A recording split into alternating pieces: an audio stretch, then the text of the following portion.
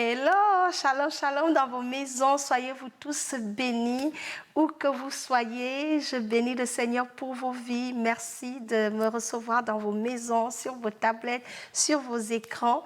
Je suis un peu fatiguée, je ne sais pas si ça paraît. Aujourd'hui, j'ai besoin de la grâce de Dieu. La Bible dit, je puis tout par celui qui me fortifie. Et je crois que le Seigneur est en train de me fortifier. J'ai eu une longue journée. Alors, aujourd'hui, vous êtes bien sûr sur Femmes éveillées. Tu nous regardes pour la première fois. Sois la bienvenue sur notre chaîne. Si tu t'es pas encore abonné, fais-le en cliquant tout simplement sur abonnement. Et nous avons une petite cloche de notification. Clique là. En la cliquant, tu ne vas pas rater nos émissions. Une chose que je te demande, c'est de partager nos vidéos massivement, le mieux que tu pourras. Cela vraiment va nous aider. C'est ta manière à toi de soutenir ce que nous faisons. J'ai besoin vraiment de cette collaboration de votre part. Soyez bénis. Alors, avant de commencer la vidéo d'aujourd'hui, j'ai ce verset-là que le Saint-Esprit m'a mis à cœur juste comme ça et je vais le lire pour encourager quelqu'un, bien évidemment. La parole de Dieu dit dans le livre de Lamentations, chapitre 3, verset 21. « Voici ce que je veux repasser en mon cœur, ce qui me donnera de l'espérance. Les bontés de l'Éternel ne sont pas épuisées, ses compassions ne sont pas à leur terme. Elles se renouvellent chaque matin. Oh, que ta fidélité est grande. » Je bénis la parole de Dieu. Je ne sais pas c'est pour qui, c'est peut-être pour quelqu'un qui me regarde. Tu te sens découragé, sache que les bontés de l'Éternel se renouvellent chaque matin. Reçois cette parole ce matin dans le nom de Jésus. Amen. Alors, nous allons commencer. Le Saint-Esprit est là, nous l'avons déjà invité. Donc, nous allons aller tout droit au sujet.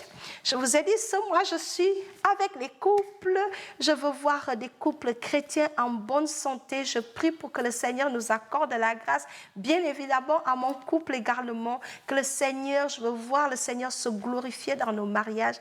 Et nous avons besoin d'être encouragés parce que des fois, ça peut être compliqué d'être marié.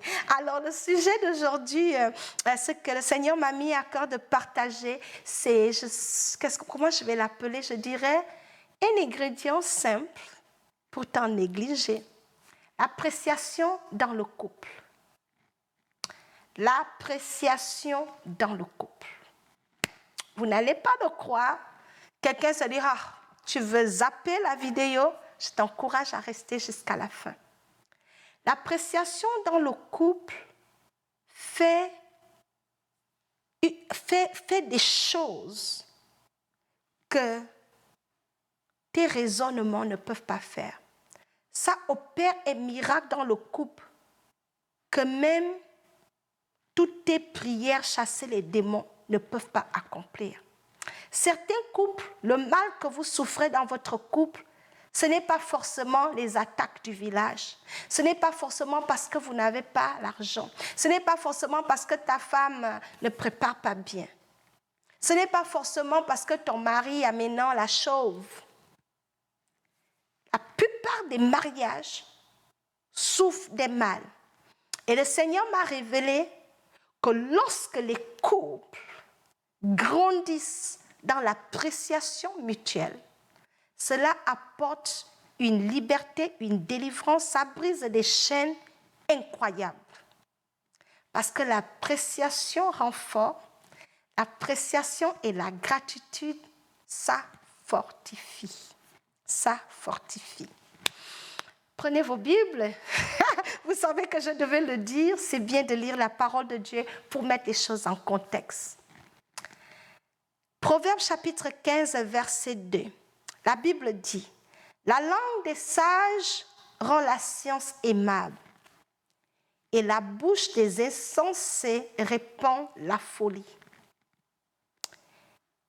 Et dans plusieurs couples, au fil des années, ce qui se passe dans les couples, c'est que nous avons tendance au fil des années à se négliger, à arrêter de voir en l'autre ce qui a même fait qu'on épouse la personne. C'est-à-dire, on va commencer à prendre pour acquis les forces, les qualités, ces petites choses que l'autre fait qui t'ont même donné envie d'épouser cette personne-là. Avec le temps, ça s'évanouit dans le mariage parce qu'on rentre dans la routine, on court à gauche, on court à droite. Et ensuite, on finit par se négliger complètement. Et la manière que le diable nous aide, bien évidemment, le diable est derrière les coups fourrés, le diable est derrière le désordre qui règne dans nos foyers. La manière qu'il nous aide, bien évidemment, c'est en nous aidant à développer un esprit d'ingratitude, un manque d'appréciation qui ne dit pas son nom. Et ça tue les mariages. Ça tue beaucoup les mariages. J'ai un autre verset avant d'élaborer ma pensée. Et si le temps nous le permet, je ferai un petit témoignage. La Bible dit dans le livre de 1 Thessaloniciens, chapitre 5, versets 16 à 18, « Soyez toujours joyeux, priez sans cesse, exprimez votre reconnaissance en toutes circonstances, car c'est la volonté de Dieu pour vous en Jésus. » Ce passage nous dit que la volonté de Dieu pour nous en Christ, en tant qu'enfants de Dieu, dans nos couples, est que nous soyons toujours reconnaissants. Plusieurs couples aujourd'hui ne sont plus dans la reconnaissance d'être ensemble. Vous savez ce qui a tué la reconnaissance en nous? C'est parce que chacun est maintenant concentré sur les défauts de l'autre. On a tellement élevé les défauts de l'autre que ça a fini par ternir les qualités de l'autre. Je répète, ce qui ouvre la porte à cet esprit de se prendre en tant que couple pour acquis, cet esprit qui fait qu'on ne se valorise pas, on n'apprécie pas, on ne fait pas des éloges à l'autre, c'est à cause du fait qu'on finit par exalter, élever les défauts de l'autre plus que ses qualités. Et ce qui est élevé s'assoit sur le trône. Lorsque nous chantons, nous élevons Jésus, il est assis au trône comme roi. Tout ce que tu élèves, tu intronises cela. Et plusieurs chrétiens ont intronisé le manque d'appréciation et de gratitude dans leur couple. Et c'est ce qui a pris le trône. Qu'est-ce qui a pris le trône? C'est vos paroles méchantes pour exalter les défauts de l'un et de l'autre à chaque fois, qui font que vous avez tué l'attirance entre vous deux, vous avez tué l'envie d'être ensemble. Parce que quand tu vois l'autre, tout ce que tu vois, c'est son défaut. Et ça ternit l'image de l'autre. Et lorsqu'on ternit l'image de quelqu'un par ce qu'on pense de cette personne, les pensées négatives, les paroles méchantes que nous disons à cette personne, tu veux pas, c'est comme ça que tu vas voir cette personne. Et si tu vois que ton mari est mauvais, il n'est pas comme le mauvais, l'homme que j'ai épousé, il n'est pas comme le voisin, il est mauvais, forcément il sera mauvais. Je vais donner des petits exemples simples avant de focaliser sur l'importance de s'apprécier dans le couple. Et je vous donne un défi, bien évidemment. Tout le mois, après avoir écouté ce message, pratique la gratitude dans ton couple pendant 1 mois et dis-moi ce que tu vas voir. Je vais donner quelques clés, comment apprécier son partenaire. Je vais donner quelques topos à toi, ma sœur qui me regarde. Tu essayeras cela sur ton mari et tu verras que ça marche. Thank you, Jesus. Alors, première chose, comment est-ce qu'on arrête d'apprécier l'autre? Par exemple, ton mari est un homme qui se met facilement en colère et à cause de ça, tu es frustré. tous les jours. Il aime se mettre en colère, il aime se mettre en colère. Mais quelle est la dernière fois que tu as eu le temps de dire à ton mari, chérie, merci de travailler si fort pour la famille? Quelle est la fois que tu as dit à ton mari, oh mon amour, tu es tellement beau aujourd'hui?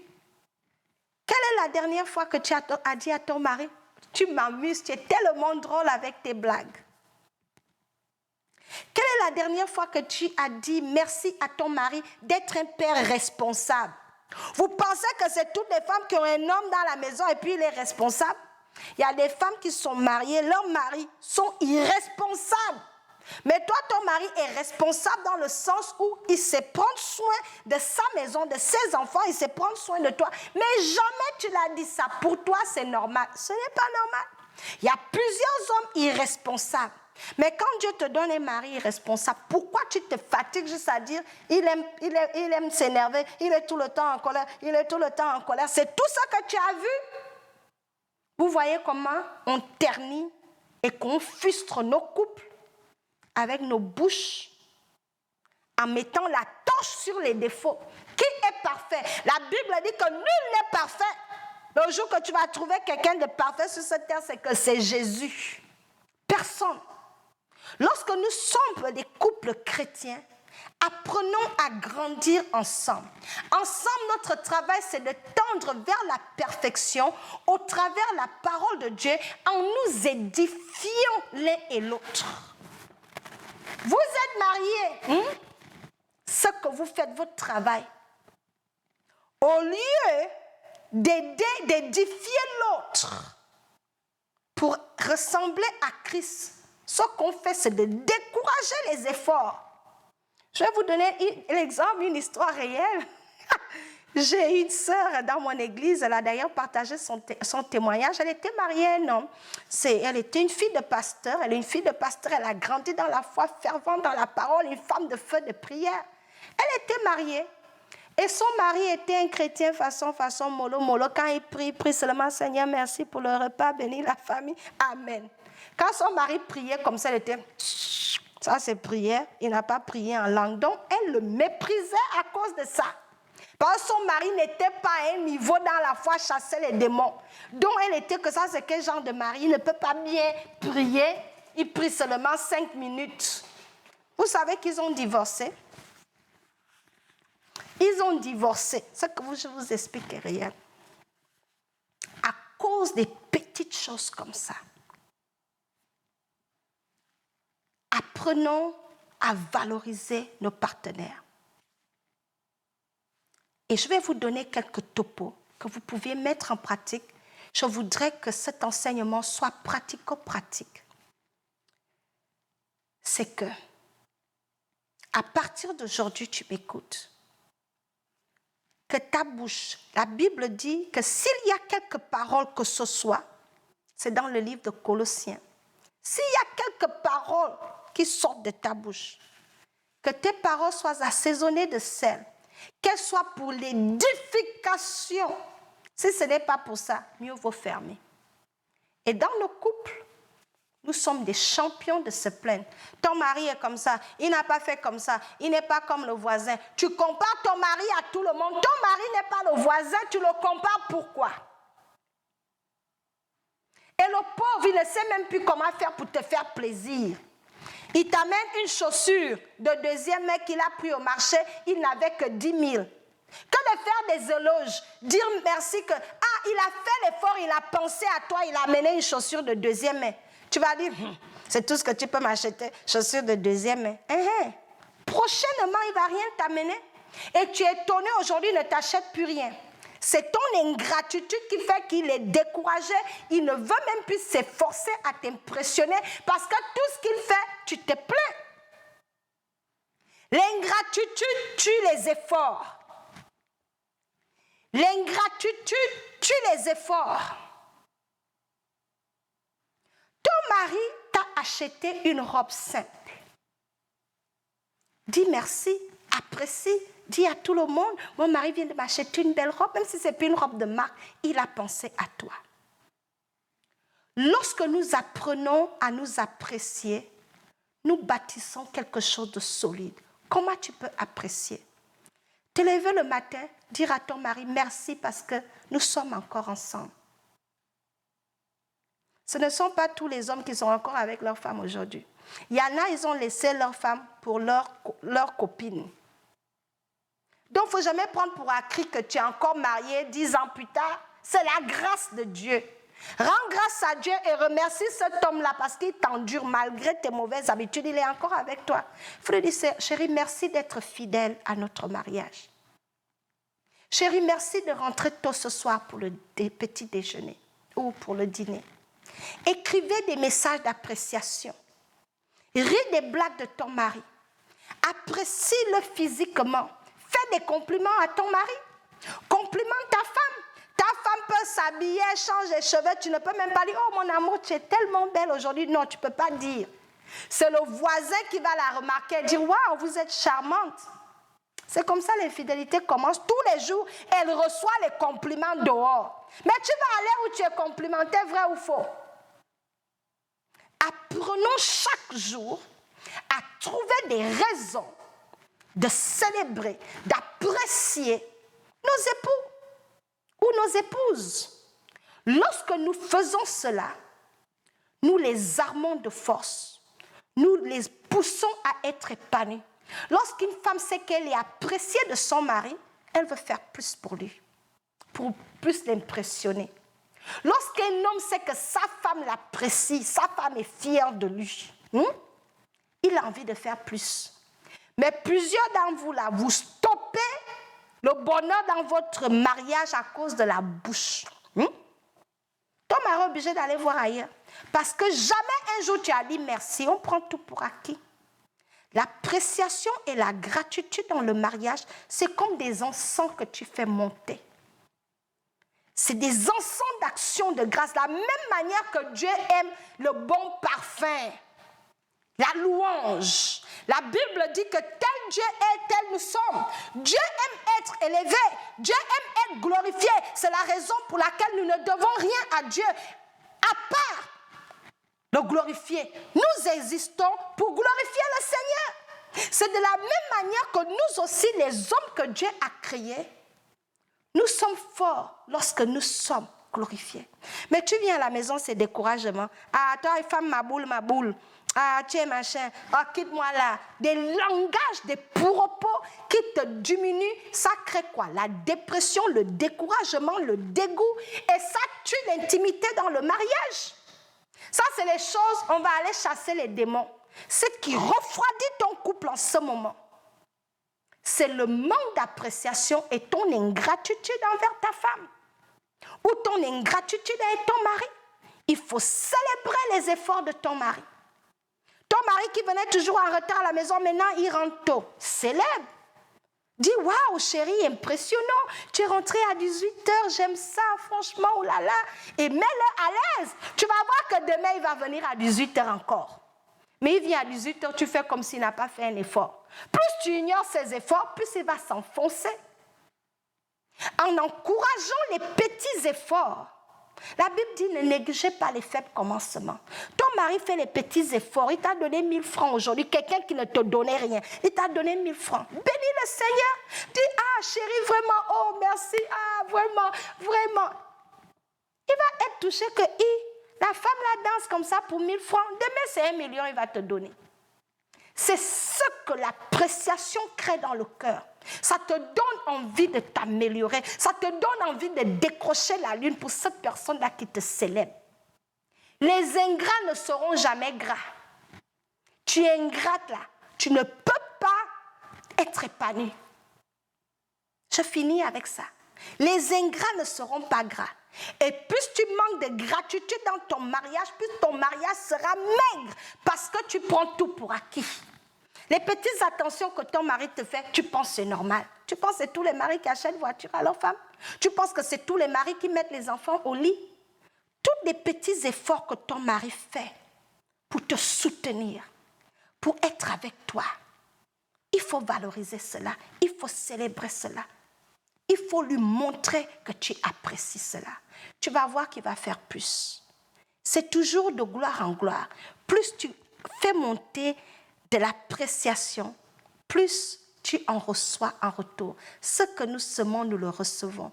Dans vos mariages, prenez l'habitude de vous apprécier. Chaque jour, quand tu pries pour ton mari, apprécie-le devant le Seigneur. Quand tu te lèves le matin, apprécie-le. Dis, chérie, merci. Merci d'avoir fait le café ce matin. Apprécie-le. Des petites choses simples. Écris des lettres d'amour à ton mari pour l'apprécier. Est-ce que tu as déjà fait quelque chose de comme ça? Moi, je l'ai essayé, mais mon Dieu, c'est des fleurs livrées sans casser le corps. J'ai juste dit à mon mari un jour combien j'aimais son cœur, qu'il avait un grand cœur, et j'ai bien élaboré dans une lettre. Jusqu'aujourd'hui, il a cette lettre. Même la lettre que je l'ai écrite le jour de notre mariage, il a encore ça dans le costume. Combien d'années plus tard?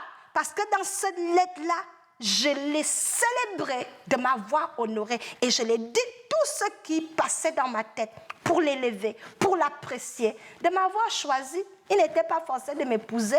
Il y a des filles plus belles que moi. Mais j'ai dit, tu t'es arrêtée, tu es venue m'honorer. Je ne vais pas être silencieuse. Et il a gardé cette lettre-là. Ça, c'est juste un petit exemple. Des témoignages de ce genre, j'en ai. C'est une clé que le Seigneur m'a enseignée.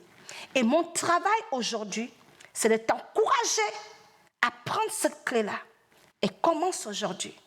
Apprends à minimiser les défauts et élève les qualités. Plus tu élèves les qualités de ton mari, plus il va s'améliorer. Plus tu complimentes ta femme, plus elle va chercher à être belle. Mais jamais tu peux dire à ta femme, eh bien chérie, je te trouve sexy. Ouh là là, tu es belle. J'aime ton maquillage. Jamais de la vie. Elle peut tout faire les efforts, tu ne la vois même pas. C'est pas la sorcellerie, ça. Comment tu veux qu'une femme comme ça soit épanouie? Jamais des petits compliments pour mouler son cœur. Et tu veux qu'elle puisse rire. Elle va rire de quoi? Il y a quoi d'amusant dans la méchanceté? Il faut qu'on travaille à cela. Donc, en plus de prier pour nos couples, pratiquons l'appréciation et la gratitude. Élevons les qualités de nos époux et amenons leurs défauts devant le Seigneur. Parce que c'est Dieu qui change les vies. Tes encouragements vont aider ton mari à passer une belle journée. Les paroles négatives, c'est comme une carie pour les os. Es-tu dans la vie de ton mari pour le détruire avec ton ingratitude ou tu es là-bas pour l'aider afin qu'il puisse être un homme selon le cœur de Dieu? La décision est ta décision. C'est la décision des époux également. Faites ce petit exercice et vous allez voir le changement, le miracle qui va s'opérer. Vous allez m'en dire des nouvelles. Essayez cela. C'est un conseil que j'ai donné à plusieurs personnes que je forme, que je suis dans les couples. Et ils m'ont fait des rapports extraordinaires. Je leur ai dit, ça marche. La parole de Dieu ne consiste pas à la lire. Elle consiste à la mettre en pratique. On échoue de copier ce que Dieu dit de faire. On veut tout faire par notre propre intelligence, par notre propre force. La Bible que vous voyez là, ça marche. Et Dieu a dit, soyez reconnaissants en toutes choses. Et ne négligez pas les faibles commencements. Ton mari a perdu ses cheveux, ne sois pas, chérie, tu as la chauve. Dis, mais mon amour, je pense que tu es encore plus mignon.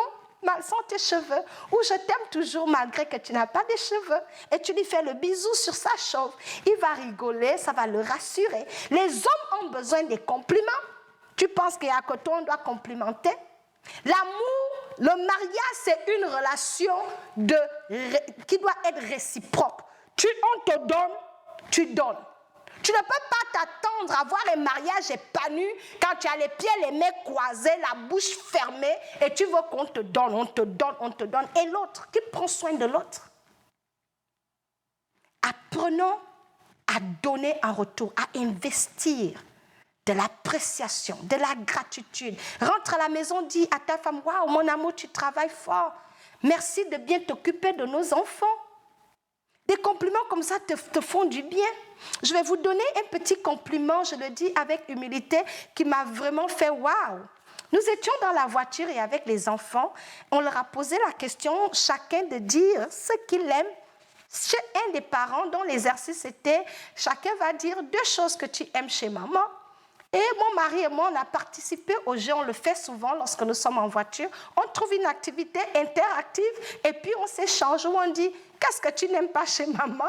Il y a mon fils de 4 ans qui a dit « Je n'aime pas quand maman me met en genoux. » J'ai dit « Tu vas aller en genoux si tu n'écoutes pas. » Alors on a fait cette activité et mon mari a participé. J'avais l'oreille bien tendue pour savoir sa réponse. Et il a dit quelque chose qui m'a émerveillée. Chérie, je ne sais pas si tu vas regarder cette vidéo. Vraiment, merci. Merci vraiment d'être un grand supporter, quelqu'un qui croit en moi et qui fait tout vraiment pour que je puisse rayonner. Je bénis le Seigneur pour ta vie, chérie. Je bénis le Seigneur pour ta vie. Alors, nous étions dans la voiture et puis c'était au tour de mon mari de dire quelque chose qu'il aime de moi. J'étais étonnée qu'il ait dit ça. Et il a dit, il y a quelque chose avec maman que j'aime. Puisque c'est seulement 2, je vais vous dire les 2 grandes choses que j'aime avec elle. Et il a dit, de toute sa vie, il n'a jamais vu une chrétienne sincère qui vit la vie chrétienne comme moi. Depuis qu'il est né, il n'a jamais vu quelqu'un qui est tellement ancré dans Dieu, qui aime Dieu d'une manière, d'une sincérité qui le dépasse. Il n'a jamais vu ça. Il a dit ça, c'est quelque chose qu'il admire chez moi. Je l'écoutais, j'étais comme... Il a dit que j'étais une référence de la manière que je prie pour les autres. Et il a ajouté en disant que moi, quand je prie pour les autres, il ne connaît pas quelqu'un qui va prier pour quelqu'un jusqu'à ce que ça devienne mon problème. Il ne sait pas comment moi je fais ça. Je m'assois, je jeûne, je ramasse le problème de quelqu'un, je commence à jeûner. Mais je ne savais pas qu'il avait remarqué cela. Vrai ou faux, mais ça m'a touché. J'ai dit, hé, Jésus, oh, quand je suis allée dormir, j'ai dit, Seigneur, sois élevé. Donc je suis en train d'impacter l'homme là. Pour qu'il puisse dire qu'une chose qu'il sait de moi, c'est que ma conversion à Christ est sincère. Et il le voit en privé comme en public, que je ne fais rien sans mettre Dieu. Et ça, c'est une chose qu'il admire chez moi. Quand ton mari te dit quelque chose comme ça, est-ce que ça ne te fait pas du bien? Je me suis dit, mais je vais doser. Je vais continuer avec mon Jésus. Si, au travers de moi, mon mari peut voir quelqu'un qui sert Dieu sincèrement, que le Seigneur soit loué. Vous voyez ce qu'il a fait? Il m'a encouragé. Et chacun de nous a besoin d'être encouragé. Alors, un exercice, que vas-tu dire à ton mari aujourd'hui pour l'encourager? Que vas-tu dire à ta femme aujourd'hui pour l'encourager? Prends le temps de dire à ta femme, merci d'avoir porté nos enfants pendant 9 mois. Ce n'est pas facile d'être enceinte, mais pour toi, c'est normal. Ce n'est pas normal. Ce n'est pas facile de préparer. Apprécie ta femme, même si c'est la nourriture qu'elle prépare. Apprécie-la pour ces efforts-là. Et tu vas voir qu'elle aura le visage rayonnant, qu'elle sera épanouie et qu'elle aura envie de faire plus. Ça, c'est un remède simple, mais très efficace pour les couples. Soyez bénis, je m'arrête ici. Et que toute la gloire revienne à notre Dieu. Seigneur, bénis chaque couple. Aide-nous, équipe-nous. Nous voulons te glorifier dans nos foyers. Au nom de Jésus. Amen.